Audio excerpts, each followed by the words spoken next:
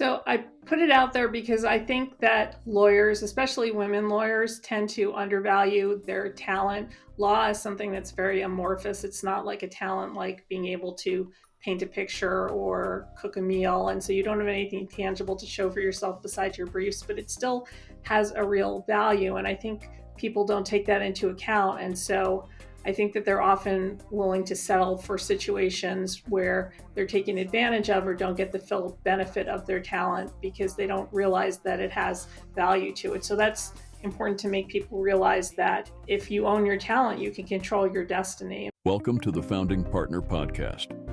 Join your host, Jonathan Hawkins, as we explore the fascinating stories of successful law firm founders. We'll uncover their beginnings, triumph over challenges, and practice growth. Whether you aspire to launch your own firm, have an entrepreneurial spirit, or are just curious about the legal business, you're in the right place. Let's dive in.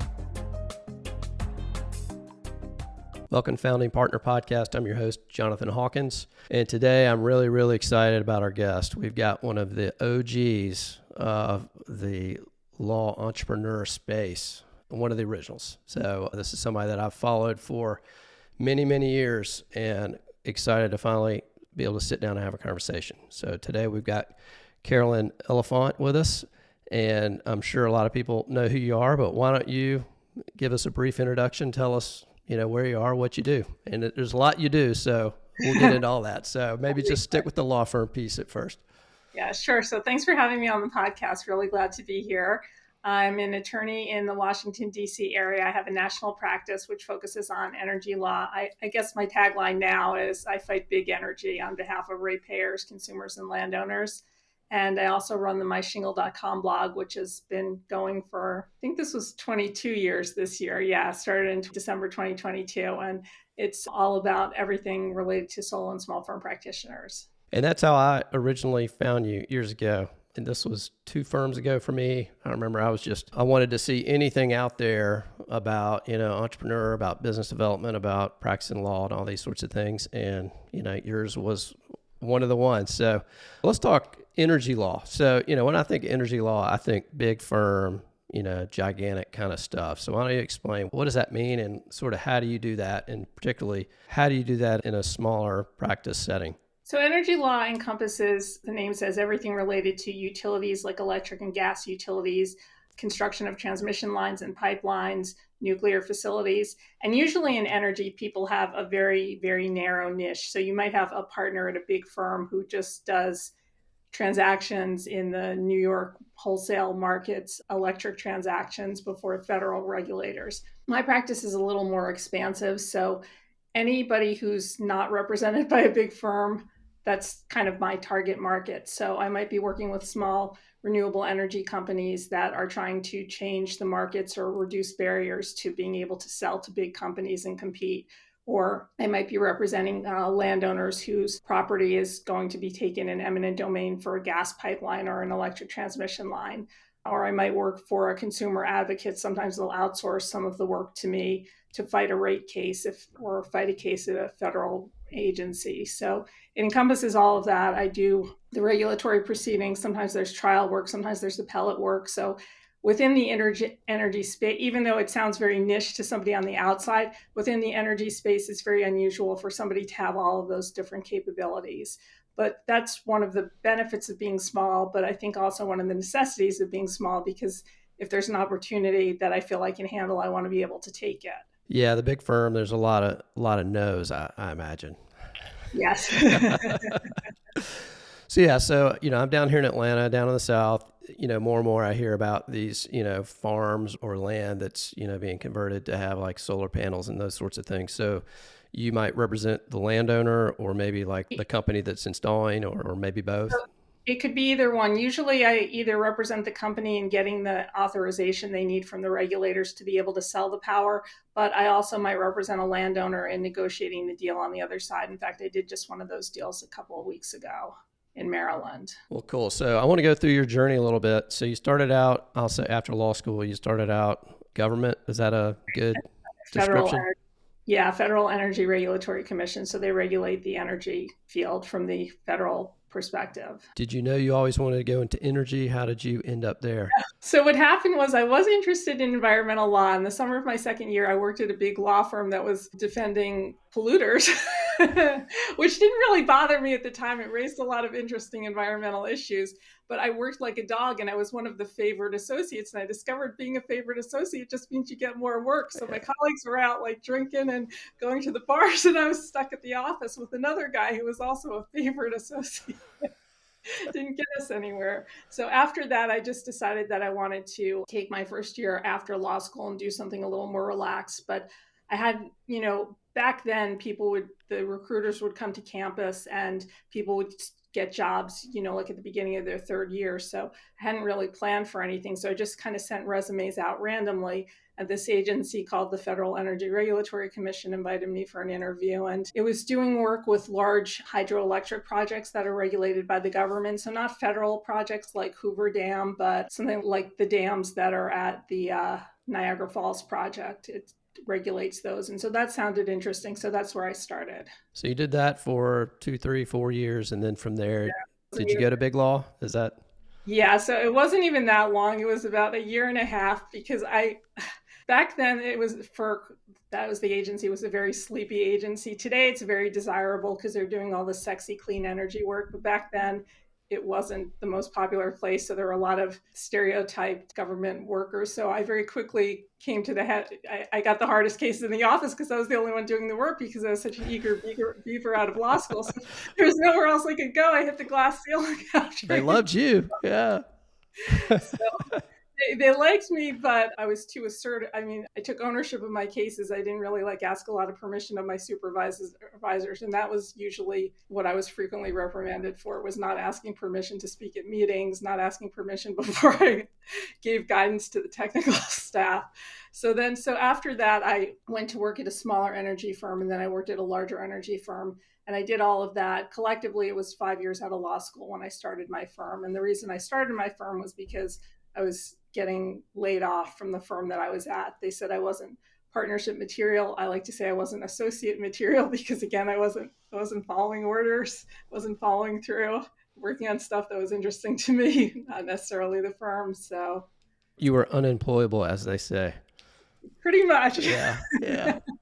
So I want to go back. So you're in a sleepy, we'll call it, agency. It reminds me, the old thing about, the post office. If you're working too hard, everybody else says, hey, man, slow down.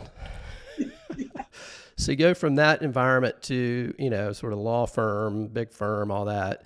I imagine it's a completely different. Back then, was it you got to work, 2,000 hours a year type thing? Was it an intense change?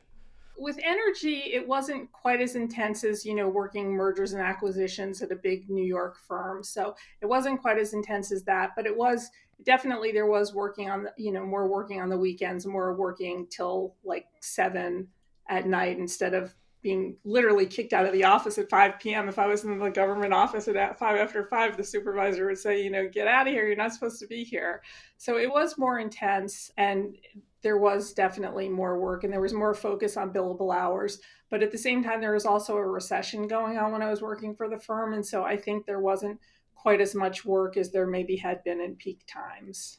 Okay. So you sort of get to the crossroads where they say, we don't think you're a partnership for us because you're sort of doing your own thing. And then I guess you had a decision to make. And you decided, I think this is when you decided to just go out and do your own thing. Is that right? Yeah. So I started interviewing for other positions. And, like I said, there was sort of an economic motivation behind my being asked to leave too.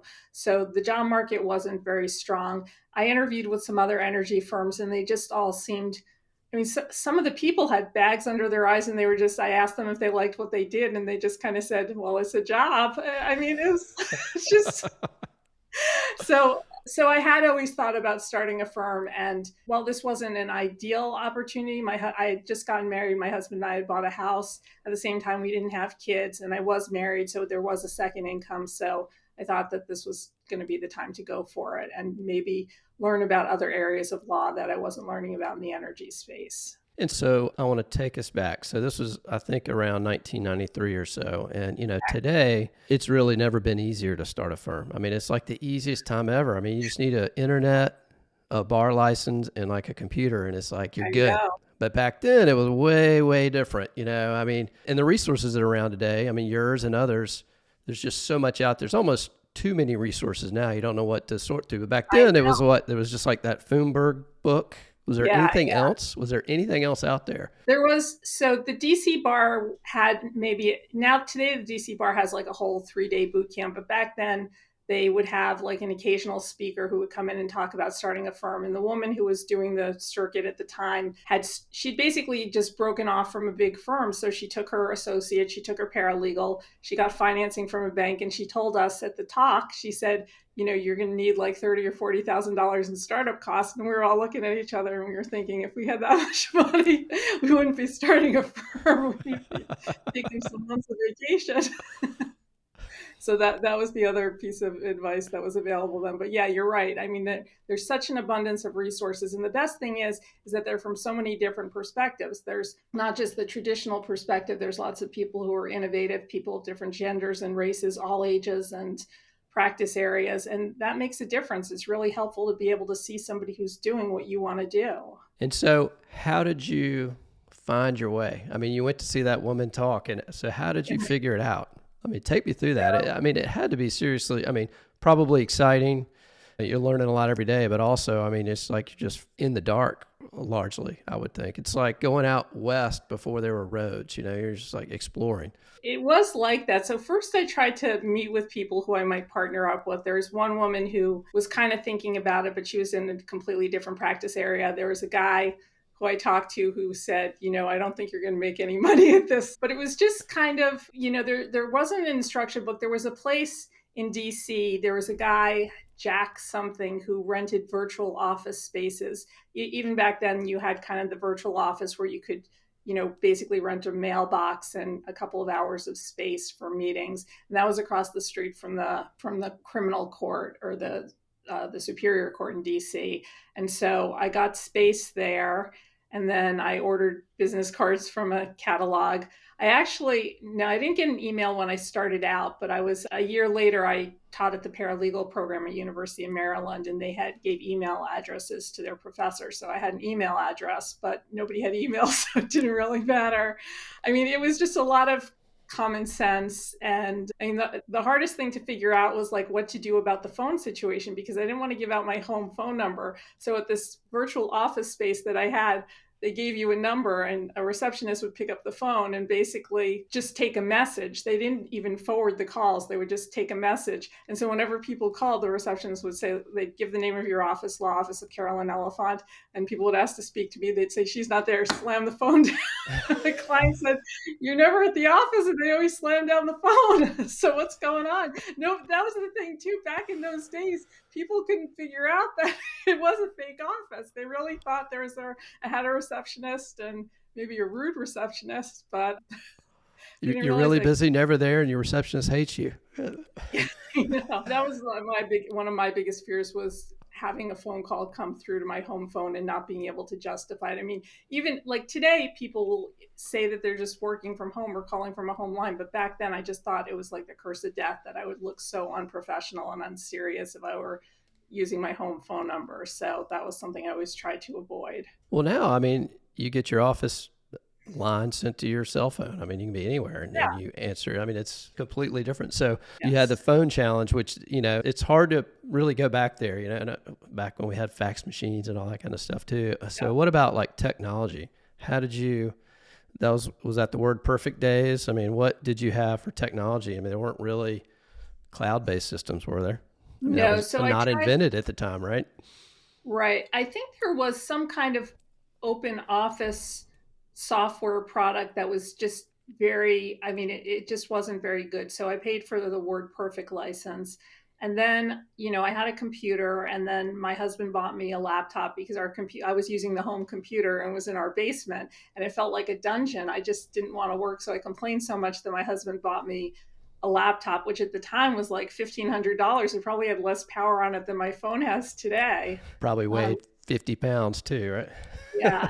And then for Lexus, and so I think we did have dial-up internet by then. So, you know, my mother would call frequently, and I'd be like on Lexis downloading a document, and then she would call and interrupt the download. And that was the other thing. Lexis, the legal research services were so expensive, so I often used the library, because I remember Lexis cost, I couldn't afford it. It cost like $500 a month. This was back in the 90s, and it was only for 12 searches. Like, it was a finite number of searches. Wow. So it was just crazy. So if I worked at the library, I could get access, like at the law, back then the law libraries had access to, they had like a common terminal where you could get access to Westlaw or Lexis. So that was how I got the legal research. But it was a lot of book research and photocopying reporters and treatises and making a lot of copies and a lot of paper stuff still.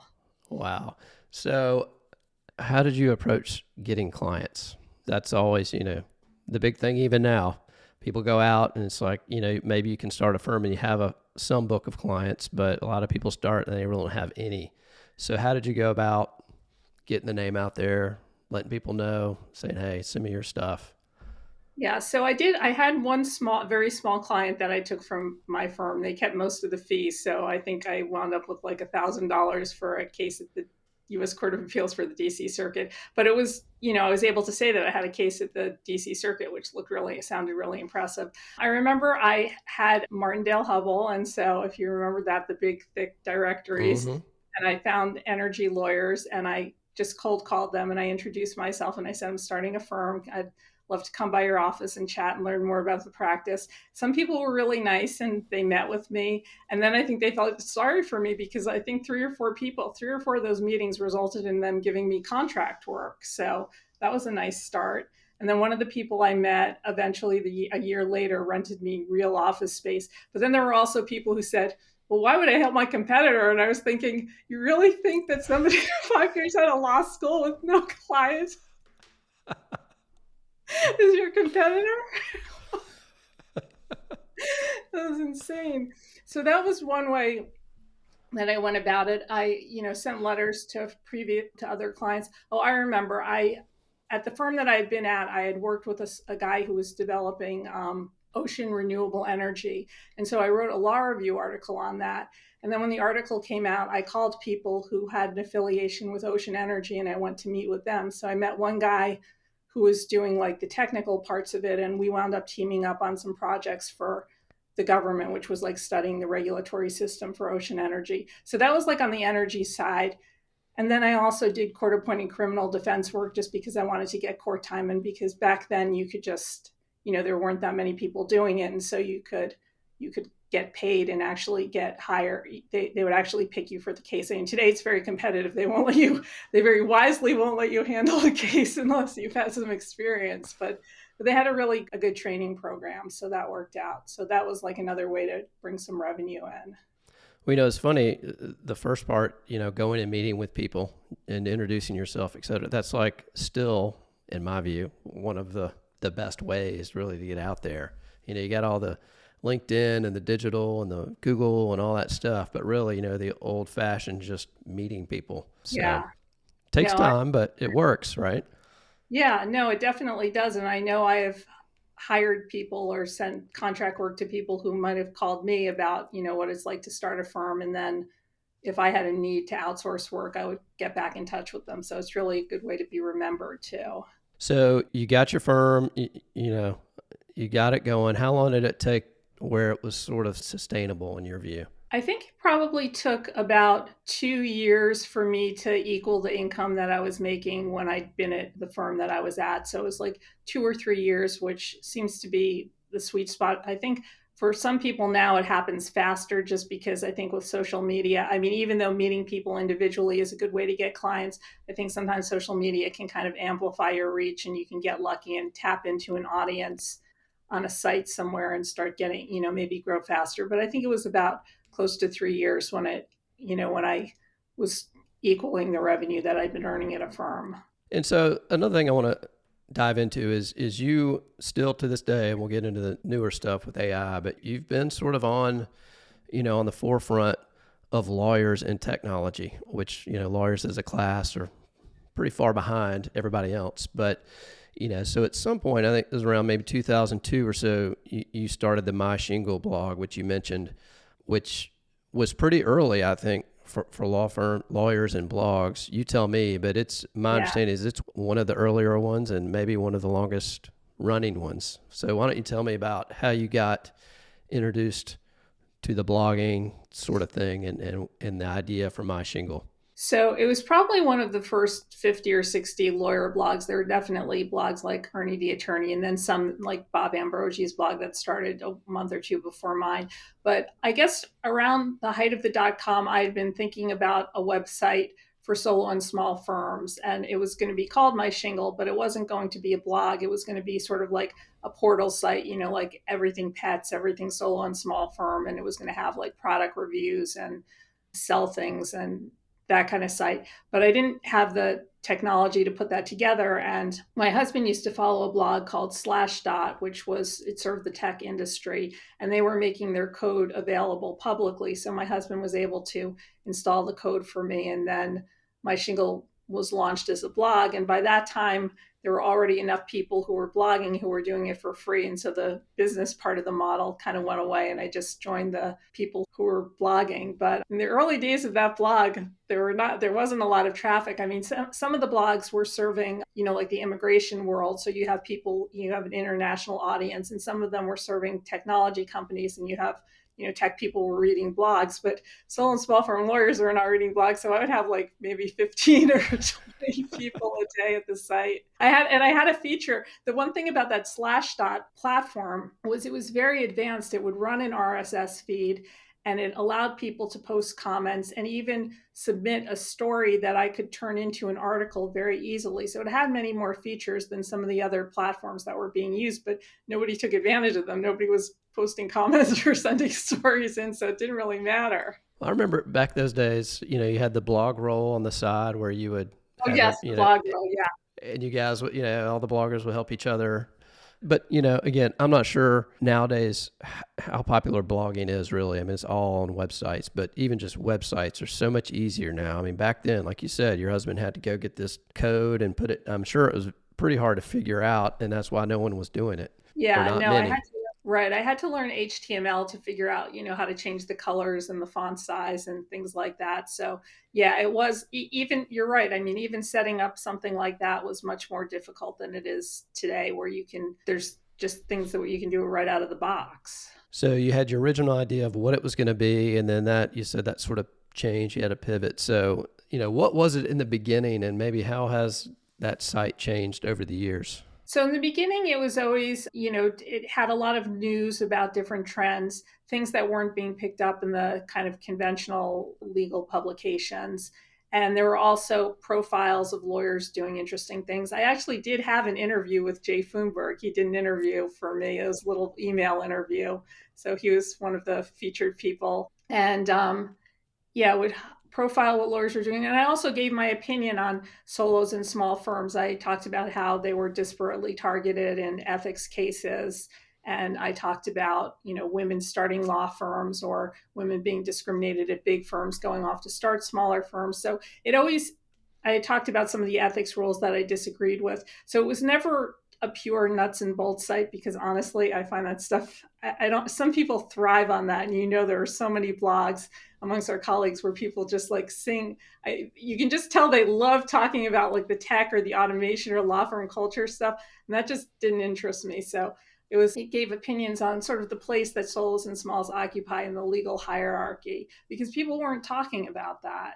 And it always kind of stayed true to that. I mean, as the blog evolved, I talked more about, I would have blog posts on marketing or different practice ideas that were always like a little bit innovative. I posted a lot about social media when social media first came on the scene and how solos and smalls could use it. I would sometimes offer courses through the site. So it always, talked about topics that were current, but it also always had my voice and my opinion attached to it. And that's something that really hasn't changed, even though I don't blog as much these days as I used to. So let me ask, you mentioned that, solo attorneys back then, maybe, I don't know about now, but back then were perhaps targeted or more likely to get sort of in trouble at the bar or whatever. So you were giving strong opinions about that. Did you ever have any backlash and anybody calling you out or pushing back on that? No. So my thinking was that if a bar ever came after me, I would just say that I was being picked on because the blocks. That was going to be my defense. But no, knock on wood, I've been lucky so far. I've only had like one person threaten to file something against me, and they never did. So, and it was a Well, if you crazy. do it long enough, it's probably going to happen at some point. So that's good. The other thing, back then it was harder to start a firm. There wasn't much out there. It was just logistically harder compared to today. What about sort of the view from other lawyers? Because I know you have a book that you wrote, Solo by Choice, which implies that, back then people thought maybe you didn't have a choice. So how did other lawyers sort of view you, or what was your impression how they viewed you back then? So in my industry, people thought I was like a crazy person when I would go to these, because there was maybe like one older woman lawyer who was running an energy firm with her husband. And then of course there were, a handful of women lawyers who were partners at at bigger law firms, but there was nobody like me. So to my benefit, that made me stand out. A lot of people knew who I was, but I think they thought I was maybe not serious or something. So yeah, people at the meetings like one man at one of these energy bar meetings, he actually patted me on the head and he said, "Oh, nice little law firm," because I was giving out brochures, which nobody was doing at the time. Law firms didn't have marketing materials. I mean, back then it was all handshakes and golf course, and they didn't market. It was big firms didn't market. It was considered low class. So Okay, so early on, you didn't really, you had all the big firms. You were completely differentiated, your own little niche, solo energy type lawyer. I assume there really weren't any others. You mentioned that one other lady. Are there others now? Do you have competitors sort of in your space? So back then, there were some solo male firms. In fact, on Monday, I was at the DC Circuit co-counseling with an attorney he had his own firm, and we've worked together collaboratively for about 30 years. So there were, a couple of people like that who were men, but today it's completely different. There are so many women who are starting their own firms and so many lawyers who are breaking off and starting their own practices. And, many of them will call me and tell me what they're doing. So that has really changed. There's, and it's been at different times. I think like around, like, what was it when the Black Monday, or when all the people were laid off, 2008, there was a number of people who started firms at that time, and then like in 2014 or 2015 again. So yeah, there's definitely more independent firms than there used to be. But the thing is too, the energy market has really changed. And back when I started, there was really just the big regulated utilities, like in my area, it's Pepco, or I don't know if it's like Southern where you are, or it used to be just big companies that were building the infrastructure too. And now you have these independent companies that build the power plants, and the regulated utilities run the transmission lines, and you have the whole influx of renewables. Now you have like data centers or crypto mines that also have a lot of energy needs. So the market is really split. And so that kind of lends itself to these people starting either niche firms, or because they may have, a bigger firm might have a conflict. So there's more of a disruption of the energy market too, and that kind of breeds the need for more attorneys. So do you find that over the last, I don't know, decade, that you've seen just a steady climb in work, basically? So my work is always very dependent on the political climate. And so I guess about 10 years ago, and so that's how my practice has evolved. I started doing the renewables work when money was being set and when government money was going to renewables, like during the Obama administration. And then more gas pipelines started being built. And then that's when I started getting a lot of the landowner clients. And that really increased during the last Trump administration, where I was just inundated. I must have worked with clients like on every pipeline, and like lost every case at the regulators because it was so politicized. And that was something that was very unique to the energy field too, because there were always disagreements of views before, but the decisions were still, I would call them principled decisions, or at least, they were rational decisions. And then during the Trump administration, they became like off the rails. So I'm not looking forward to Monday, but it's going to be interesting to see, because, he's a gas, but then he's got Elon Musk that's, electric car. It's gonna be interesting to see how all that comes out, right? It should be really interesting. But either way, there's going to be infrastructure, whether it's transmission lines or gas pipelines, and so that's when I get the calls too. You're going to be busy. Yeah.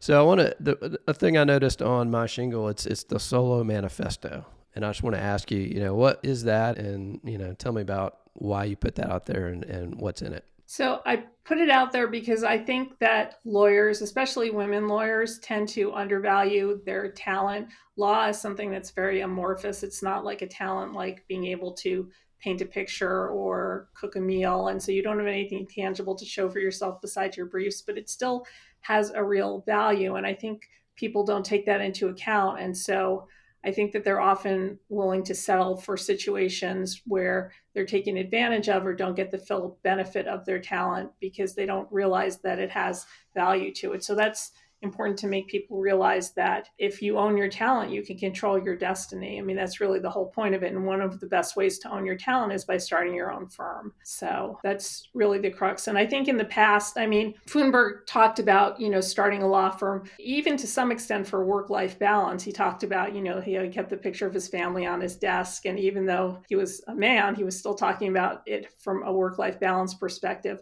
not a way to create a legacy or to make a lot of money. And, there's solo practice or law firm ownership is sort of a pathway to that too. So I just wanted people to see all of the benefits and how it can help people really advance their careers. It's funny or interesting. I see people talk about, when people talk about wealth, it's usually money. But, there's been, in recent years, the talk about time wealth and being able to maximize the amount of free time or whatever, or control your time more. And that's what you're talking about there. I think, as a solo, you're trading one set of problems maybe for a different, but it's your destiny that you're controlling, right? Right. Yeah. Real quick, thanks for listening. If you're getting any value out of this podcast, please take 2 seconds to hit the subscribe button and leave a 5-star review. It would really mean a lot to me. Now back to the show. And so you've been sort of this evangelist for the solo world and the entrepreneur world, which has been great. You've written a lot of books about it too. There's sort of the one, I think you've had multiple editions, Solo by Choice. So tell me about that. Is that different than the Solo Manifesto, or is it sort of expanding the same ideas? So Solo by Choice, it definitely, the first edition came out in 2008, and it wasn't, I guess the way I used to characterize it then was it wasn't just the how of starting a practice, but also the why. And the first couple of chapters talk about why you might think about starting a practice, sort of the pros and cons, because Thunberg's book just sort of dove right in and assumed that you were already starting your firm, and it told you what to do from there on. So the book has always been about the why of starting, and then it's sort of a how-to guide. And it kind of gives a lot of different perspectives. I think where a lot of books about starting a firm fall short is that the authors kind of just write about their own experience and getting started.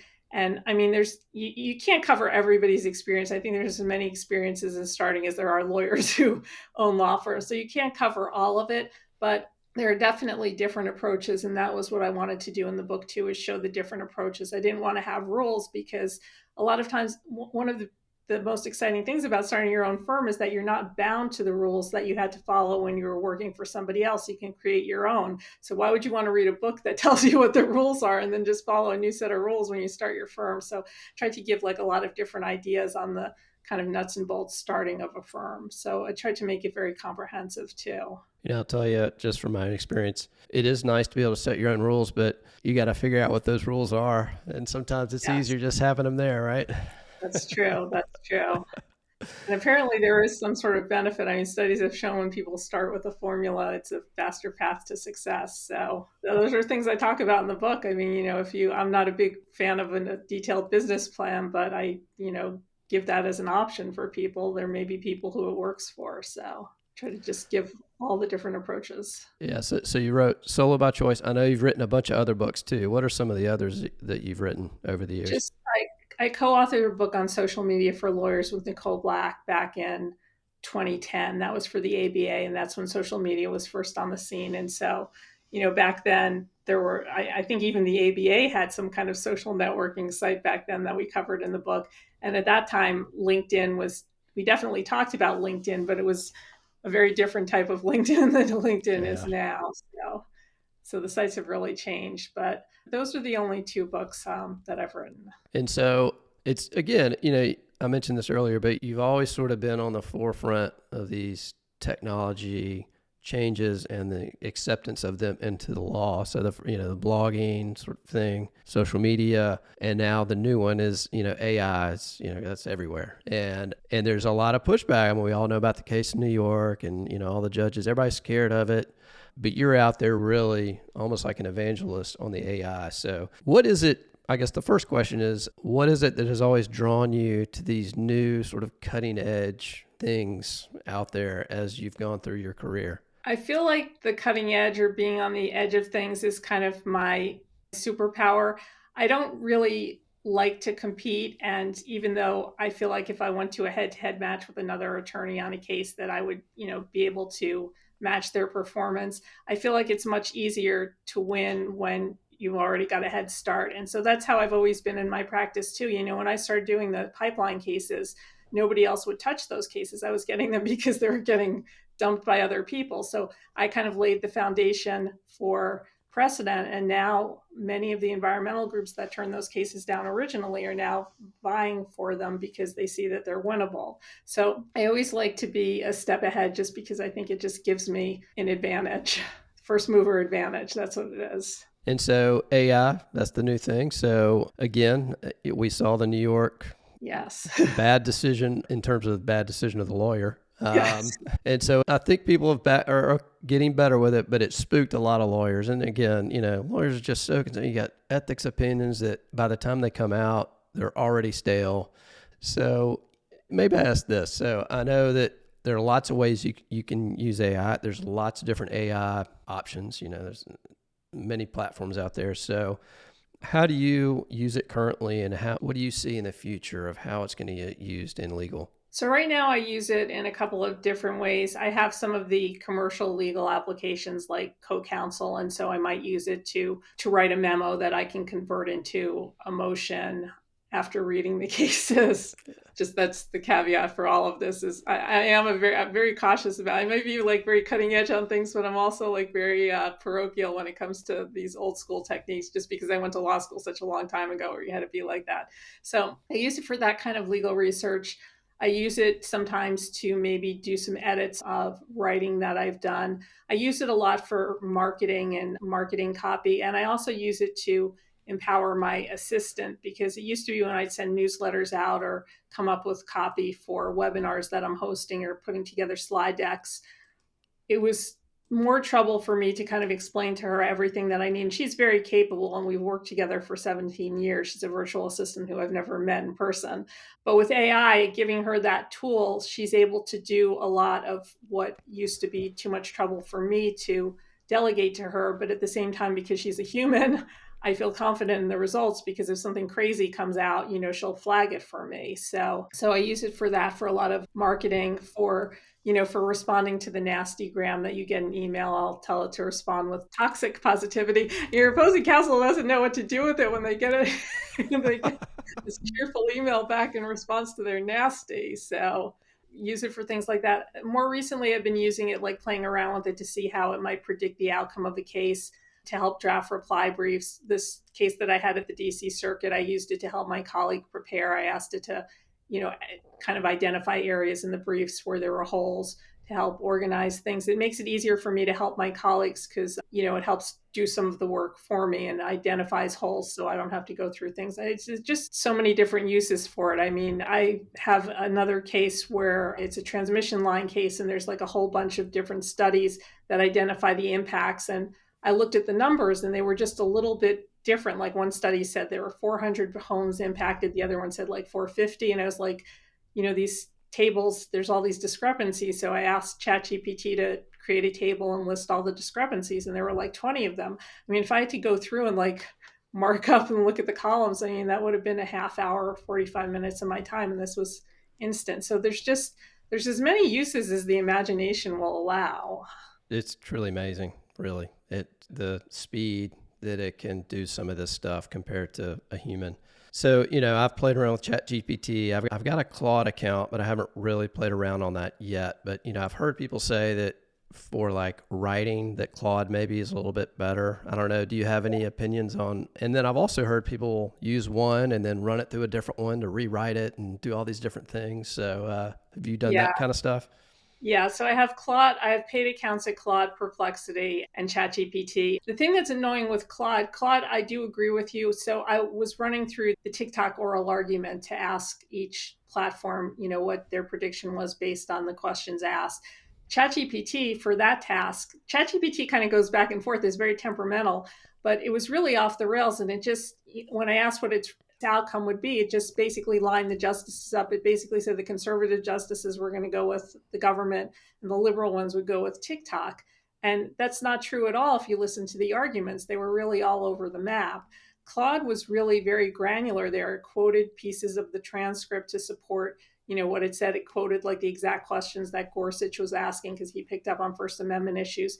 So Claude was very granular there. But the problem with Claude is Claude also doesn't, like, there was a week where I couldn't even upload a document of more than like 10 pages to Claude. It just like got jammed up or something. So, but in terms of the writing, I'm writing a law review article now on AI for energy law. And I'm not using I wish I had hoped I could use the AI to write the article. It's not working out that way. I have to do work. but Claude's writing was a little bit better than and ChatGPT, and both of them were just a little bit over the top, I would say. So I had to I've been doing some things on ChatGPT, like just testing it out. So I'm like, I'll say, go to, basically find my information, go to the Georgia Bar website, grab my information. But there are walls that have been placed on around a lot of websites. So there are definitely some limitations in terms of the ability to go do some of the things I've been asking it to do. Maybe that'll open up. I don't know. Yeah, I think that will change. I guess the big talk now is about AI agents. So AI being able to actually do something a human would do. So maybe the next time, if this AI agent were developed for ChatGPT, it would actually be able to enter your password. Of course, you would have to give it access to your passwords to get on the website. And I don't know about that. I don't know about that. Risky. Yeah. Give access to your bank account. Yeah. I've been trying to learn about the agents and figure out how to build some of those. But so, you're using it, again, there's some fear out there. How do you see, the whole big firm billable hour model being affected by AI? Do you have any thoughts on that? See, I've always been flummoxed by the big firm billing model to begin with. I just don't even know why it still works. I mean, clients seem to be willing to pay hundreds of dollars an hour for unlimited hours. I mean, I was at a settlement conference last month, a regulatory one. So there must have been 7 or 8 companies represented by big firms.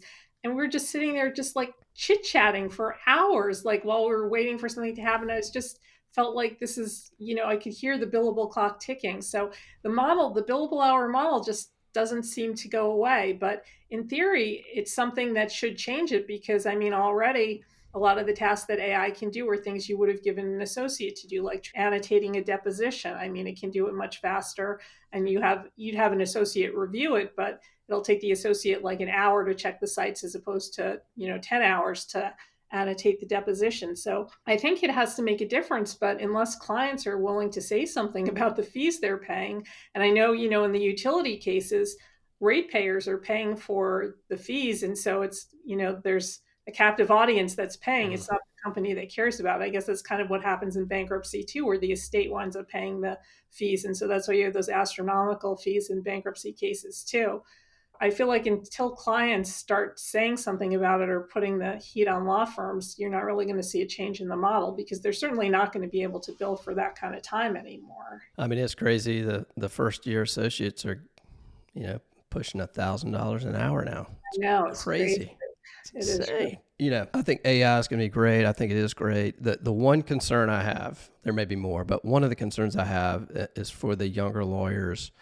If they rely too much on the AI, they're not going to get in the reps necessarily and learn sort of really how to, be a lawyer. And some of it is doing some of that work. So I have some concerns about that. I'm sure there's an answer to that, but I don't know. Do you have any thoughts on that? No, I would agree with that. I remember when I came to law school, Lexis was just being incorporated. But so in our legal research class, we used Lexis at the very end after we'd already learned how to use those decennial digests and those treatises. And I felt like the discipline that those imposed helped us research better on Lexis, because instead of just putting in some big broad term, we could kind of break things down into different categories. So I think it's helpful to understand kind of the process and the reasoning behind things. But at the same time, sometimes you can use these tools to sort of check up on your research. So I know there's a big debate in law schools now as to, like, there's one school of thought that says that for one else shouldn't be able to touch AI for anything related to their studies. And then there's another school that says let them use it very broadly. I think I'd be somewhere in between, maybe have them not use it at first and then use it to kind of figure out what the mistakes are. Because unless you know what the answer is supposed to be, or you're not going to recognize the mistakes. So yeah, I mean, because part of it, you have a non-lawyer out there, just a consumer of legal services. They go, I saw there was a tweet on this, I guess, and I think somebody ended up posting it over on LinkedIn. A pretty successful business guy, billionaire, I think. He said he commissioned some sort of memo from a law firm. It took 3 weeks. It took all this time, and he got this thing, and then he went to ChatGPT or whatever and got something. And he's like, law firms are dead. And then, of course, all the comments from the lawyers that are like, well, you had the benefit of being able to put it next to the actual memo done by the lawyers, so you know that it was pretty close to being right. Where if you don't have that, you'll never know, right? Right. So, well, cool. AI's here and it's coming faster and faster every day. But let's pivot back to just your practice. I'm always curious how lawyers who have started their firms, how they balance it all. So, you're doing all the operations, you got to do all the marketing, you got to do the legal work, you got to do, all that stuff. And then you got a private life too that you're dealing with. You got your family and your husband, your kids, all that stuff. How have you been able to balance all that over the years? So back when my daughters were young and still home, I used to work, I had a lot more energy too. I was younger and I used to just work late hours or work, while they were eating dinner. I might be, doing a blog post or doing some kind of lighter work while they were at home. So it was very chaotic. There was no schedule or nothing really routine. It was just like working opportunistically during pockets of time. But it also made me more efficient, because if I knew I only had 5 hours while they were in school, then I had to get done what I needed to get done. And I couldn't waste time, going to a bar lunch, because that would take out like 2 hours of my 5 hours. That's why social media was such a good marketing opportunity for me. Now, my daughters are out of the house, so I have more time. So now the challenge is not having work creepage, because when you have unlimited time, the work expands to fill that time. So I find that to be almost more challenging, is to just put a stop on it. So as you look back over your career, mainly just your firm, where you had your own firm, and you try to think about lessons that maybe you've learned that might be helpful for other attorneys out there that are earlier in the process, are there any things that maybe you would not have done, or maybe there's something that you would have done sooner? Yeah, I think I would have I always took my legal work seriously. I mean, when I turned in briefs, I didn't, they say, oh, I'm just working by myself, or I'm a small firm, because I had people who've worked with me over the years. But, I never sent something in that was error ridden or something. But I don't think I took my firm seriously enough and really invested in it the way I should have. So, I mean, I think that, there's a lot of things that you can do to market your practice, or to learn more about different ways of practicing, or, events you can go to and things. And some of them are very expensive and you might be deterred from spending money on them. So I think maybe I would have invested more, and maybe just had maybe just thought a little bit bigger, instead of just having thought about starting a firm that would just serve me. Maybe just have thought bigger about, just what the possibility could be. And think about also, I would have thought more about how what you're doing can, it really can change the practice of law. It can change the way that people think about the law. It can change lives of people who work for you. And I think I would have focused on that more too. So just the bigger impacts. So you've had a big impact on a lot of people, particularly with, My Shingle and your books, and really just speaking and all these things you've done over the years. As you sit here today, you've got your firm, you've got My Shingle, you've probably got a couple other irons in the fire. What's next? What's the vision for all this stuff? That is a very good question. Where are you going? That's on my mind. I had a milestone birthday in May. I turned 60, and I don't have I'm not going to curse, but I don't have an effing clue. So it's hard to decide. There's so many things. And I'm not saying that, you really look at things differently than when you're 30 or 40. I mean, of course, you still have time, but when you're 30, you can start a 30-year plan. At 60, that's a little, you've got maybe the 3-year plan. So it's less time to see something out. So that's one of the things I've been thinking about is how I want to spend these next years, and when I want to wind things, reach a point where I'm working not because I have to, but just because I want to on things that I want to do. So that was my year-long project, and I'm still working on it. I don't know. I really don't know. You got any more books in you? You got anything in that Well, regard? the last edition of Solo by Choice was supposed to be the posterity edition. It came out like right after the pandemic in 2022. It came out before the public release of ChatGPT. So it might be begging for a little bit of an AI update. So that might be one thing. And other books, I feel like I might still have a book in me. I'm just not sure what it would be about. I mean, one of the things I would like to do, maybe focus on more as one potential project, is focusing on women owning law firms as a means to diversify the profession, because big firms have been working on that problem for so long, and year after year the reports come out and there's still fewer women who are equity partners, and women are getting a smaller percentage of what they bring in. And then you look at some of the women lawyers who are starting firms who are really having a much bigger impact. So I've always thought that maybe there's like a role for that at a law school or some kind of clinic. That's one of the things I've been thinking about. And then also thinking about, what lawyers at this stage of their career can do next. So when I figure out the answer, then I can teach other people how to do it. That's cool. On the whole, this women law firm owners and really just sort of the state of the wellness, whatever you want to call it.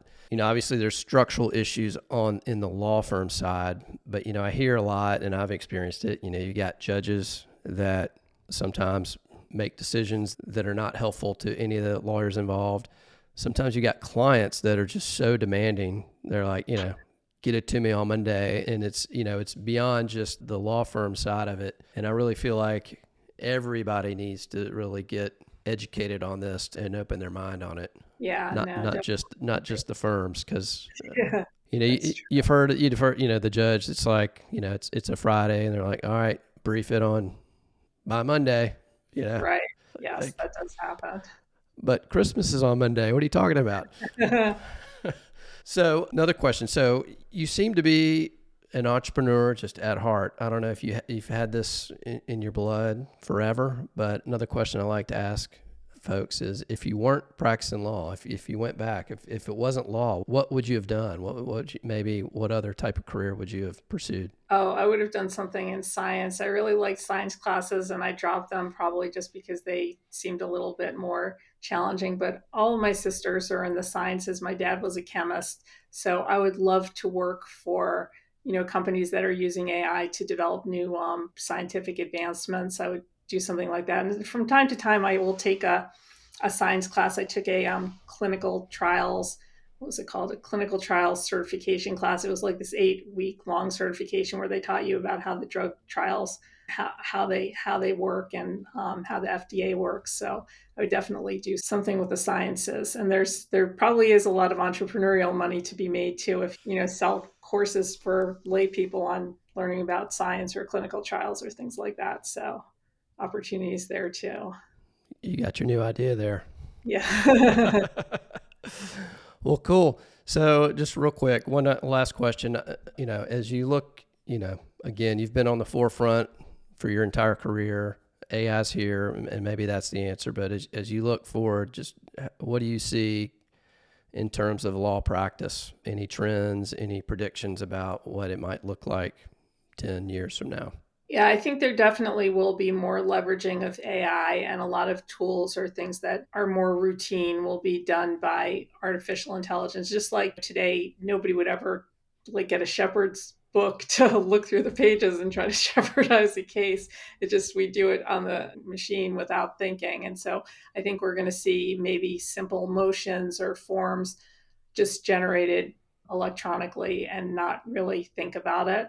And I think what we're also going to see, though, I think that what is really exciting is if we use these tools correctly, we're going to see whole new areas of law be developed, because you have the time, and when you can get rid of these mundane tasks, you can actually come up with new theories or generate new approaches to to doing law and also to presenting your cases. You can just do different levels of research, do more research. So I think we're going to see better quality pleadings and we're going to see better decisions. So I think we're going to see really an improvement in the body of law that we have. And I think that's really exciting. It's people always talk about it's the end of lawyers, but then they pass some crazy law like the Corporate Transparency Act, and you're like, oh my gosh, every day they're creating more stuff for us to do.